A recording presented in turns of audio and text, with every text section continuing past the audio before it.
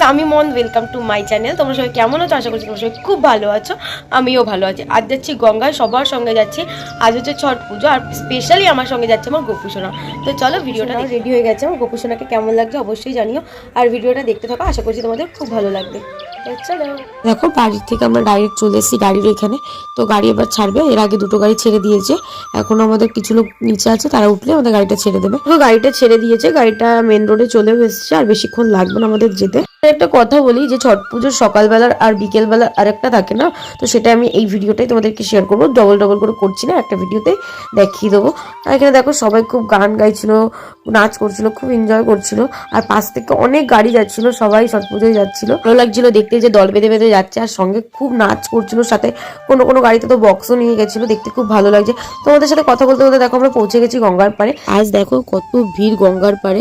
এত ভিড় এমনি দিনে হয় না, আজকে যা ভিড়, মানে পা ফেলার জায়গা পাচ্ছিল না। আর পুজো করার জায়গা তো পাচ্ছিলই না। তারপর অনেক খোঁজার পর একটা জায়গা পেয়েছে, সেখানে 2 থেকে 3 জন বসতে পারবে পুজো করতে, তার দিয়ে বেশি পারবে না। তো পুজো করতে এইভাবে বসলো, 2 জন করে করে নামছিল, আরেক দিয়ে আবার উঠে আসছিলো, আবার আমরা 2 জন যাচ্ছিলাম, আরেক দিলাম চলে আসলাম, এইভাবেই করছিলাম।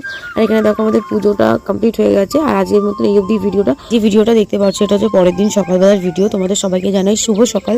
তো এখন থেকে আবার ভিডিওটা শুরু করছি, তো তোমরা ভিডিওটা দেখতে থাকো, আশা করছি তোমাদের খুব ভালো লাগবে। যখন গঙ্গায় এসেছি তখন 3:30 মতন বাজে। 3:30 থেকে 5টা অবধি আমি পুরো মন্দিরের সামনে বসেছিলাম, একটা রাধাকৃষ্ণ মন্দিরের সামনে।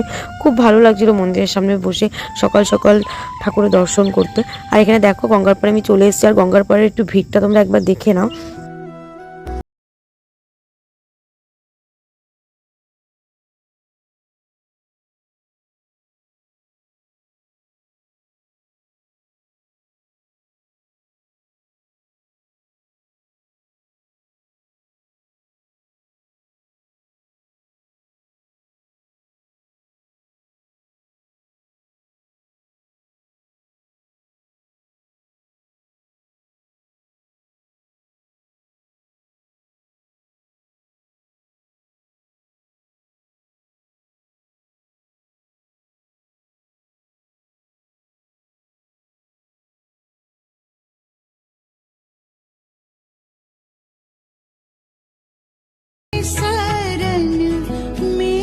পুজোটা খুব ভালোভাবে সম্পূর্ণ হয়ে গেছে।